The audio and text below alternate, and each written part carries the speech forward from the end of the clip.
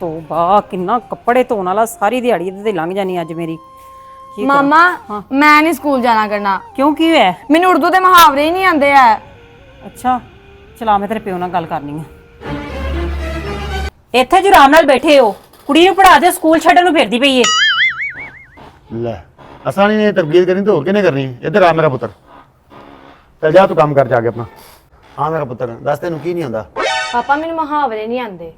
ਪੁੱਤਰ ਮੁਹਾਵਰੇ ਹੁੰਦੇ ਨੇ ਕਿ ਤੁਹਾਨੂੰ ਕੋਈ ਵੀ ਲਫ਼ਜ਼ ਮਿਲਦਾ ਉਹਨੂੰ ਤੁਸੀਂ ਜੁਮਲੇ ਦੇ ਵਿੱਚ ਇਸਤੇਮਾਲ ਕਰਨਾ ਹੁੰਦਾ, ਠੀਕ ਹੈ? ਤੁਸੀਂ ਜਿਹੜਾ ਜੁਮਲਾ ਬਣਾਓ ਨਾ ਉਹਦੇ ਵਿੱਚ ਉਹ ਲਫ਼ਜ਼ ਆਉਣਾ ਚਾਹੀਦਾ। ਅੱਛਾ ਹੁਣ ਮੇਰਾ ਪੁੱਤਰ ਤੈਨੂੰ ਸਮਝ ਆ ਗਈ ਹੋਣੀ ਹੈ ਤੇ ਤੂੰ ਕੋਈ ਨਾ ਲਫ਼ਜ਼ ਬੋਲ ਤੇ ਮੈਂ ਉਹਨੂੰ ਜੁਮਲੇ 'ਚ ਇਸਤੇਮਾਲ ਕਰਨਾ। ਜੀਣਾ ਹਰਾਮ ਕਰਨਾ ਇਹਨੂੰ ਜੁਮਲੇ 'ਚ ਇਸਤੇਮਾਲ ਕਰੋ। तुम्हारी मामा ने मेरा जीना हराम किया हुआ है। ਇਹਨੂੰ ਪੰਜਾਬੀ 'ਚ ਬੋਲੋ। तेरी मामा ने मेरा जीना हराम किया है। अभी मजा आएगा ना। ਪਾਪਾ ਕੱਢੋ 1000 ਰੁਪਇਆ।